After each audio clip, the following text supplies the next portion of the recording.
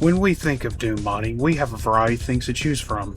Everything from custom levels, full megawatts, and total conversions that turn the base game into something entirely different. Today we are looking at one of the first partial conversions. All Hell is Breaking Loose was released on July 17, 1996. The project was led by Joel Huenink with help from Michael Niggel, Chris Niggel, Michael Gummel, Ted Melzarek, and music by Mark Clem. According to the text file, it took a span of 10 months with 2 to 6 hours of work at night. Development is said to have begun in December 1995. All Hell features new monsters, weapons, and the pre-existing monsters have been changed through heavy use of dehacked editing. The custom monsters and weapons are what earned this WAD its reputation. It finished in 4th place in Doom World's top 10 WADs of 1996, sitting behind Memento Mori 1 and 2 and Dystopia 3. Throughout this review, I will document all the new monsters, changes, and weapons. DSDA Doom is my source board of choice. I keep everything strictly vanilla and play on ultra-violence difficulty, the gentleman's way of playing Doom. You're sitting in your living room holding dual pistols when all hell begins breaking loose. The new pistols look more like Uzis. On first impression, I believe that this was inspiration lifted from Lara Croft's arsenal, but this mod released 4 months before the first Tomb Raider hit shelves. Zombies have infiltrated our house right outside our living room. You can see where they have been custom edited. At first I thought they were given additional frames and their increased movement speed. The new dual pistols fire 3 rounds at once, making for a big upgrade over the standard pistol in the base game. Before we go outside, back in the living room you can press the bookshelf to lower the blue key and super shotgun. This poster on the wall is hilarious. Hero saves us. I'm guessing the other man is supposed to be President Bill Clinton, but the white shirt makes him look more like a scientist. The super shotgun has been changed. It now reloads faster, and to my eye it seems to have more pellets firing in the hit scan. Due to the replacement of the normal shotgun with the new weapon, the shotgunner enemies now drop ammo pickups instead of a weapon. 8 shotgun shells replaces the original 4. You can now carry up to 150 or 300 with a backpack. A very Doom cute bedroom for 1996. This bathroom is also Doom cute. No curtain for the shower. Open this cabinet, get a berserk pack. The melee hand has been changed. Now you have twin fists punching twice. Outside we can deal with the shotgunners and we see the rocky cliffside retreat we've been living in following the events of Doom 2. Behind our house is what I am assuming is some kind of tech-based metal shed. Open the door and this happens. Imp corpses reanimate and now they fire the Cacademon's purple fireball. They're slightly faster and do more damage, but not as threatening as the new monsters we'll meet later on. I'm curious why Doom Guy was hiding imp corpses in his shed. And here you can collect a double-bladed chainsaw. So Doom 64 wasn't the first to do this design. That's interesting to learn. The outdoor area is gigantic and gives me the impression that this WAD was inspired by Duke Nukem 3D more than the levels in Doom 2. Down below you can even hear the stomping sound from Duke 3D when you fall into this water. This waterfall has ambient sounds and Doom cute pixel sprite animations. There is nothing down here to collect, so it exists solely as a decoration. Take note of the ambient wind sounds. This was accomplished by replacing the red key card and skull keys with ambient sounds. Back on the cliffside, this hole in the wall leads down a dark passage. Once you cross halfway, you will hear some kind of demonic growling. Below is a giant space with a few shotgunners. Open the door and say hi to a new monster. A 2-headed chain gunner. Oh yes. They replaced the chain gun pickup. Their health is 150 and they use the Spider Mastermind's attack. When you venture back out, we see the flaming pinkies. Their health has been increased to 200 hit points, so it might take more than a single super shotgun blast to down one. Unlike other enemies, their speed has not been increased, so they aren't exactly threatening. They work more like the Nightmare Spectres in PlayStation Doom. Back outside, you might be tempted to follow the path to this narrow ledge. You can strafe run across to the other side, but going here nets no rewards. You're simply running across the gigantic terrain. Below the waterfall is a damaging floor with a bunch of corpses. I assume this was put here to compensate for being unable to give the player fall damage. This hole leads to another room with reanimated imp corpses. Follow the railing path and there is the exit. This map is huge and it only has 40 monsters. There are some cool little details in here, but it mostly feels empty. That will be a running theme throughout these short levels.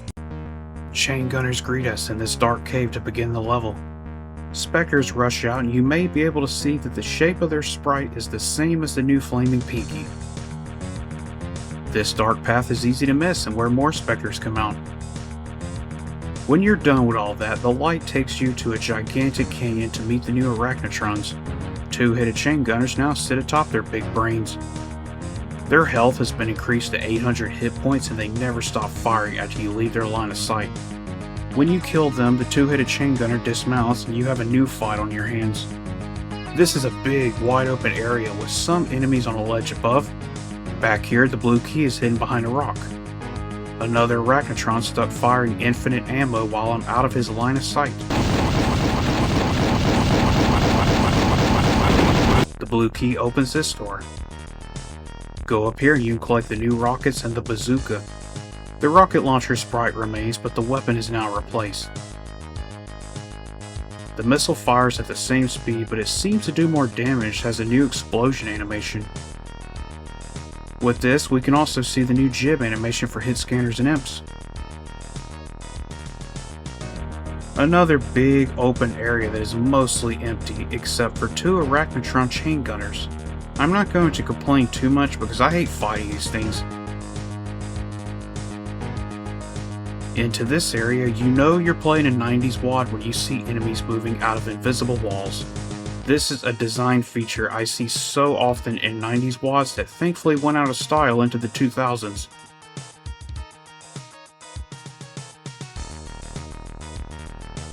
One more two-headed chain gunner and that's the end. The best part of this map is the music. This level has one of my favorite Mark Clem MIDI tracks. Other than that, the level design is much in the vein of map 1. Empty, wide open areas and only 49 monsters to deal with. We begin this level in a small corridor, following it to this brightly lit cavern taking fire from hit scanners at all sides.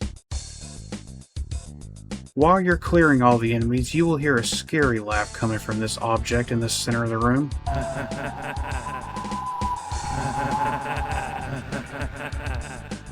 These creepy voices belong to evil Marines. Flip the switch and the wall lowers with plasma gun-toting red Marines. I believe this is the first time anyone programmed Marines with plasma rifles. Their movement is erratic and unpredictable. They have 100 hit points and replace the lost soul. Their reward is the M4 assault rifle. The chain gun replacement fires more bullets at a slightly faster rate. Heat came out the year before, and I want to believe that influenced the placement of this gun into the WAD. Anytime I see an M4, I think of Val Kilmer going all Iceman. Unfortunately, this gun is a bit disappointing. Due to the higher health of so many enemies, your ammo depletes within seconds of use. Behind this wall is a spam of revenants, and they've been given a new attack as well. The melee punch has been replaced with an uppercut that launches the player into the air. This uses the Archvile's zap attack so it can hit you from any direction. After the brutal opening room, the rest of the map isn't so hard. This room with the arachnotrons unleashes more evil Marines and a big space to fight. The Mega Armor now comes with boots added to the sprite. You get 300 armor instead of the traditional 200. The actual bridge referenced in the level title is right here. Some impressive shadows from the architecture above. This isn't a tough fight, it's just a mob of hit scanners who can be mowed down with the M4 or another weapon.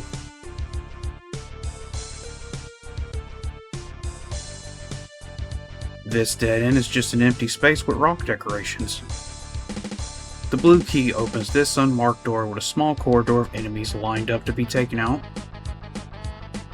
It leaves this big room with box crates. There are both types of chain gunners who need to be dealt with first before you can climb the boxes. This hole in the wall is a secret that opens a monster closet of revenants. The blue barrels are explosives and replace the original green barrels. The whole time you're in this room, you hear the cackling laugh of an evil marine lurking somewhere, listening to us breathe. He's down here in a tight space where he can quickly kill you in seconds. For your trouble, you get a soul sphere. This level is better than the previous two, but it's still gigantic and feels empty. The red marines are not fun to fight, but I can appreciate them. I think Eric Alm may have found them inspiring for Scythe 2. The M4 is disappointing, but only because so many of the monsters have increased health and you run out of ammo fast. Michael and Chris Niggel begin the level with an evil marine taunting you with his laugh from somewhere below. It's a subtle way of telling the player they're in for a painful experience. This is the only map in the set not designed by project leader Joel Huenink, but this one also contains a heavy influence from Duke Nukem 3D. Through dark passages and tight corridors lead to a network of connected caves. There are some tough fights thanks to the Arachnotrons and both versions of Chain Gunners. This is an inescapable pit with damaging floors. Once again, I think this was done to make up for being unable to code falling damage in 1996. This map is huge, but unlike the others, it is populated with high monster density. 112 monsters make up the highest count of enemies we've seen so far. This glowing red pentagram reminds me of the one in E1 M5. The gigantic pickup is the flamethrower replacing the plasma rifle. For limited range, you can do impressive amounts of damage to enemies in close vicinity. Since the ammo pickups are not replaced, this is a plasma cell powered flamethrower.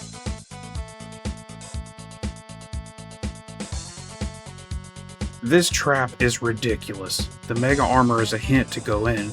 A wall lowers for a monster closet of evil marines and hit scanners.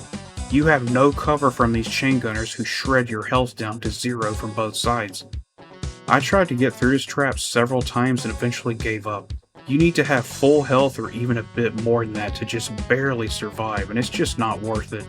Thankfully, it's not required for completing the map. Due to how this level is laid out, it's easy to get lost. You have to explore through all the dark tunnels and eventually you'll come across this metallic silver ring with gorgeous shadows.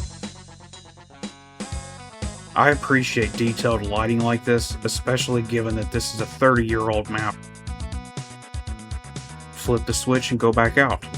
At first you'll ask yourself, what did that do? You have to run around checking the map for unexplored territory and eventually you find this pathway in the dark. Say hello to your new Baron Overlord who has gained the power of flight. Flaming Barons have the ability to fly and they have gained enough hit points to have 1500 health. This room is easy to deal with and not much of a hassle, but it's leading to a deadly trap. This brown wall is a door. Go in here and press the switch and then run back out. Walls have lowered with chain gunners and revenants. Thankfully they can't climb the stairs, giving you a good position to bottleneck them. First time players will most likely die in this room as I did on my first playthrough.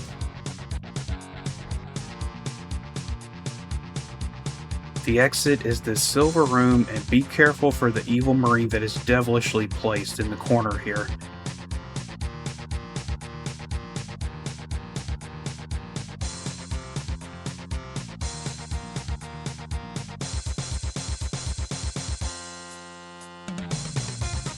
I like this level except for the trap with no cover. Without that, it's a pretty good cave map that was most likely inspired by Duke 3D. I like the Flaming Baron design too. Halfway into the music track, Mark Clem switches keys with his pentatonic guitar riffs and it makes me think of Freddie King's Hideaway and some Texas-style blues shuffling over a 12-bar.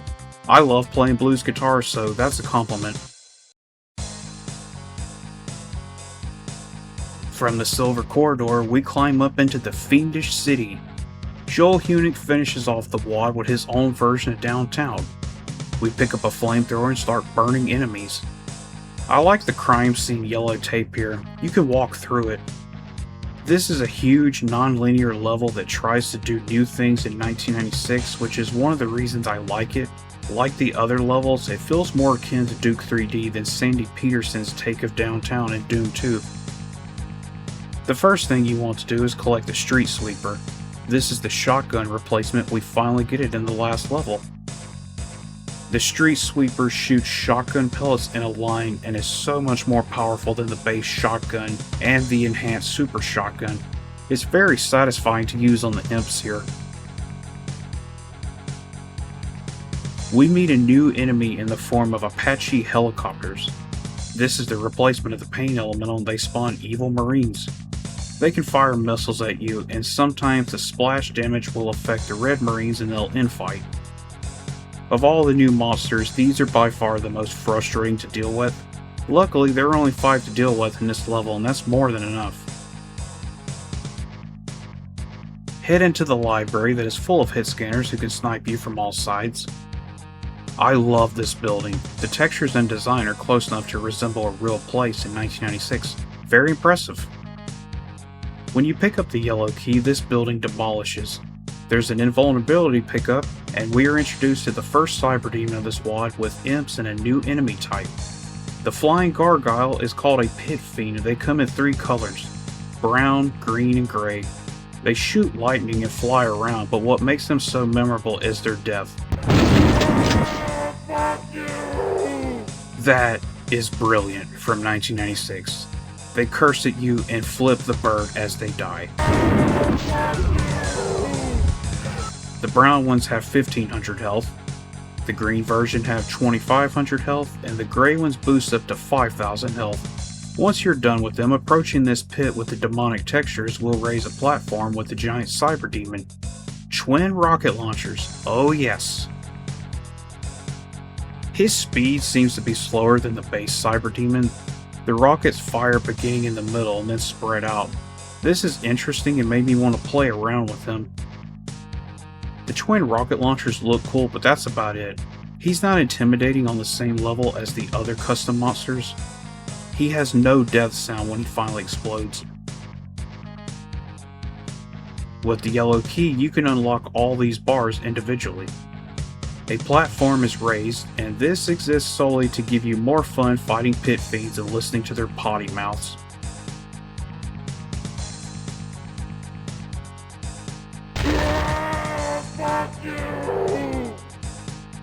With the blue key, you can finish this level already. Just go into this giant building and deal with the enemies first. Here is our first spider mastermind, and she isn't much of a threat in this wide hallway.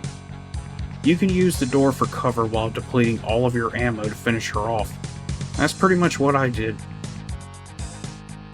After she goes down, the way forward leads to the exit if you want to be done with the WAD. But there's still half of this map unexplored. The blue key opens this area and it has an elevator rising to higher floors. This isn't required exploration and can be avoided altogether. It's just rooms with fights. I do like this room where you can burn all the cacodemons.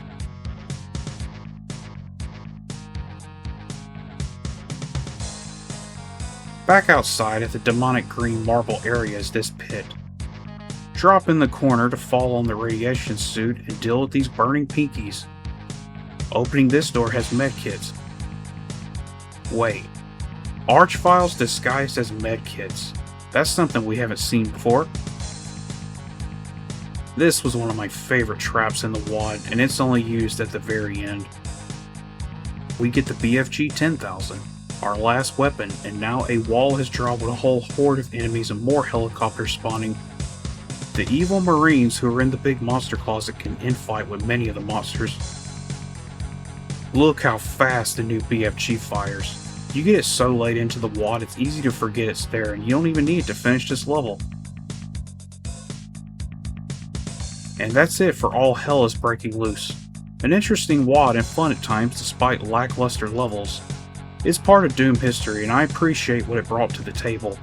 WADs like this really push the boundaries for custom weapons and new monsters. If you want to load up the rest of Doom 2 and mess around, you can. I warped to map 7 and this is just hilarious how broken everything is. The Mancubi are replaced by the giant cyber demon and they don't move. The Iconistan is so much harder now, spawning helicopters and evil marines. Joel Huenink was interviewed by Doomworld as part of the 5 Years of Doom feature. The Pit Fiend Gargoyle was his own 3D model, and he tells a hilarious story about recording the death sound for this enemy. Much of the interview discusses a company he started called 4D Rulers. At the end of this interview, he talks about a game that was under development at the time called Gore: Ultimate Soldier. It was released in 2002. This game still has a fan base despite not being on Steam or GOG. The prices are cheap on eBay, and I might review it in the future if I can get my hands on it. 4D Ruler still has a website up that looks like something from the early 2000s. There's nothing here that works, but it's cool to see something like this in 2026 when much of the old internet has been lost. They released a few other games in the 2000s, then the company moved on and eventually became the Fun Pimps. Their survival game, 7 Days to Die, has been very successful. In the text file for the All Hell WAD, Joel Huenink said that Doom editing is a great place to begin making video games. I agree 100%. Thank you for watching.